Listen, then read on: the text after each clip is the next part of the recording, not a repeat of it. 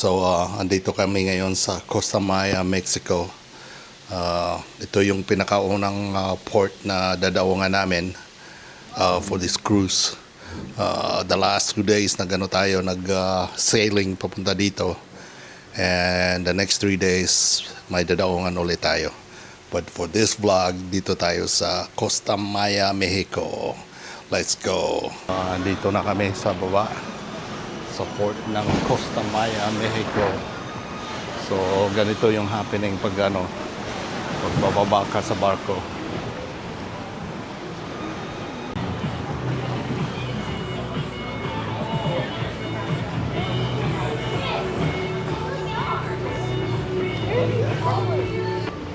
So, yan ang pangalan ng barko barko namin. Malaki. Over 5,000 yung capacity. So, yung mga passengers 5,000 plus. Tapos yung 1,700 crew.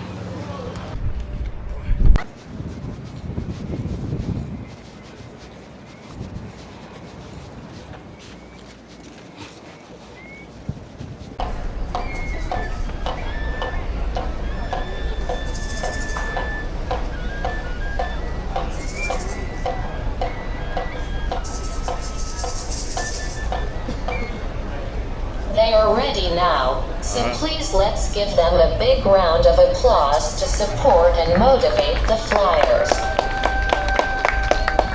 Due to the conquest, the attire has been changing because of the Spanish influence. The white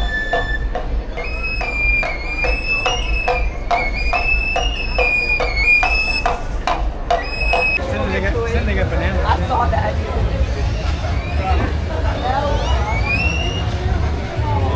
Oh yeah, and it's a nice each one.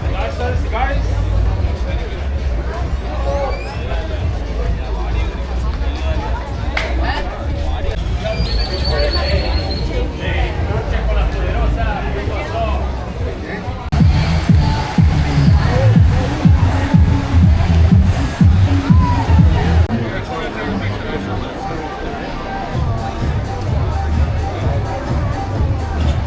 Maybe we should get some of those. What?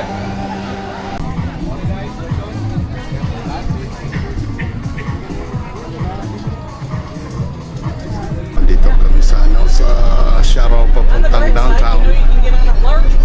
Balik tayo naman. I think everything is all Pag nakita pa ng cartel, beaches are all lined up one after another, and from what we looked at, I didn't make it.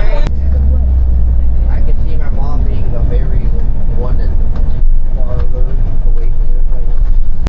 So andito na kami, naka-chill status na kami by the beach, by the Crazy Lobster. Yung mga ko dito, mga bossing. Sila yung in charge, kaya napunta kami dito.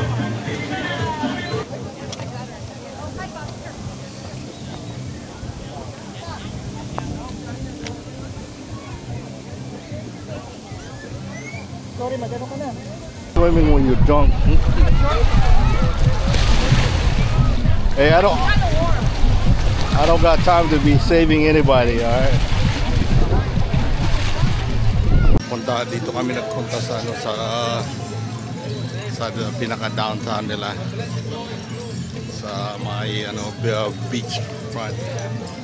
So, may mga restaurant, may nagmamasahe, nagbibenta ng boko.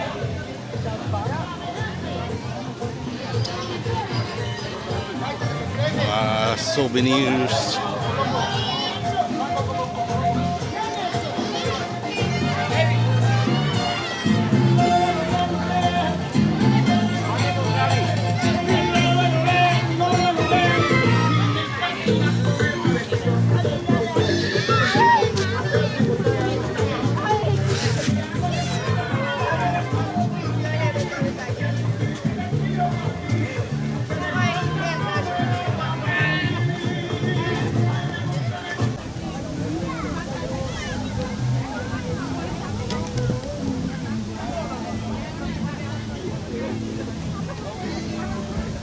Nandito tayo sa Mexico.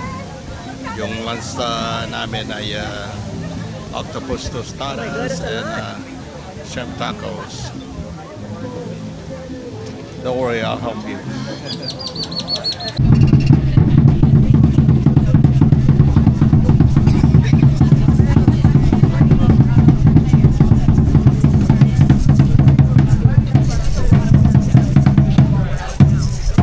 So, nakabalik na kami dito sa may barko. Back to the ship. Just like this one said.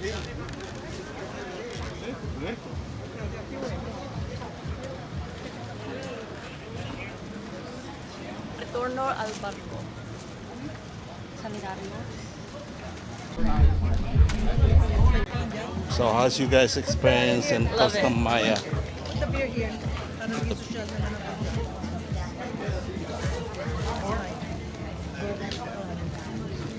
Kaya mo, honey? Hindi. Let me- I think you should carry it since you're the one that DM mo yan, Patrages.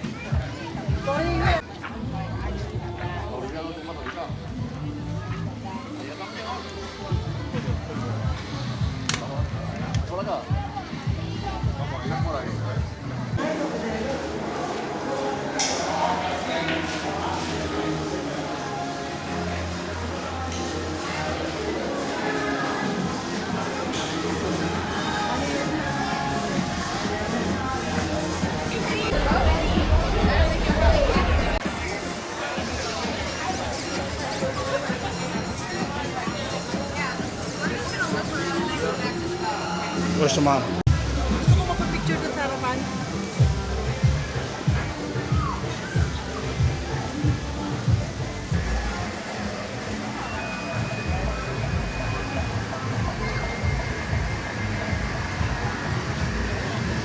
So, pabalik na kami sa barko. Tapos na yung chill namin sa sa my beach. Kain-kain lang.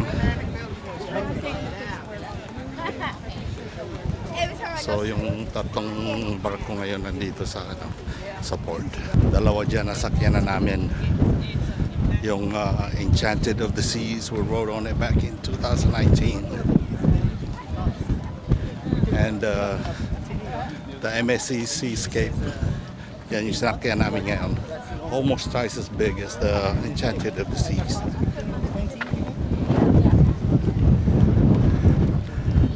Yan yung sinakyan. Mga 30 minutes na lang alis na yung barko.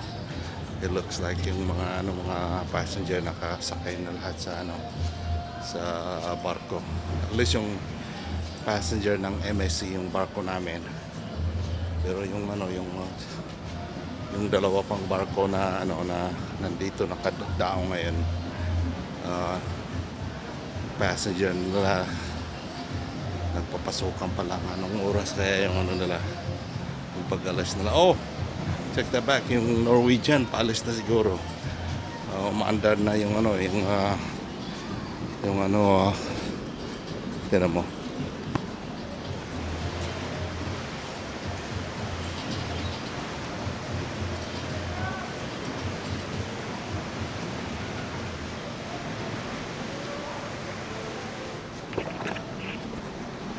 Paalis na sila kami in 30 minutes pa. 5:30. Dito ako ngayon naglalakad lang sa mga mall alley. May mga shopping din sila dito eh.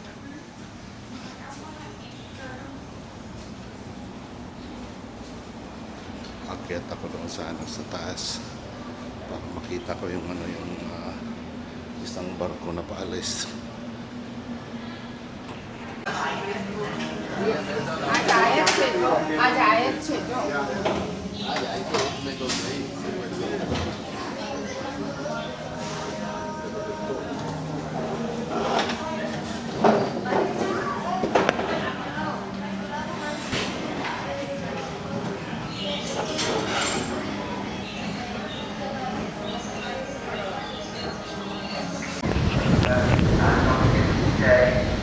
Nakasara na rin yung yung hagdanan ng ng Enchanted of the Sea. So mas mauna siguro sila umalis kaysa sa amin. May mga tao pa dumarating at the last minute. Try to push it. So finally, alis na kami. 30 minutes after the scheduled time. Parami kasi yung yung last minute na dumating eh. Dapat iniwanan lang sila. Yung Enchanted of the Sea nandoon pa, hindi pa umalis siguro, pinapauna siguro kami.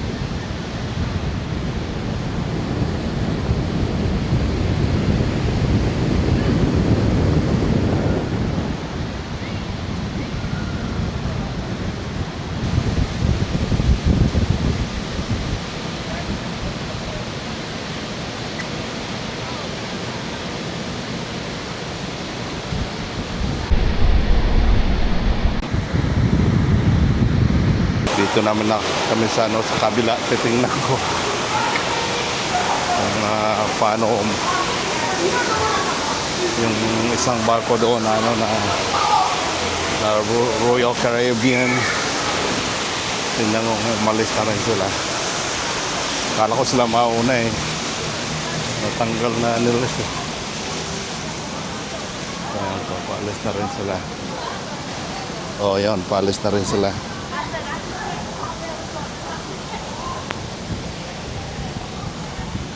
Oh, nagba-back up na rin sila. Hindi lang may yung swimming pool, mayroon swimming pool sila dito. Pero may din may pinapalabas din na pelikula. So yung nagsuswimming pwede manood ng ng pelikula. Naka-subtitle nga lang.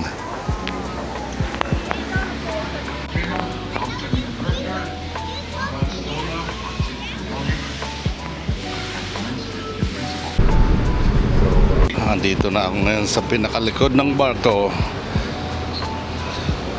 Tignan mo, may swimming pool din dyan sa baba. People are chilling. Papalitrato, good spot. Nakakahawag yan dyan.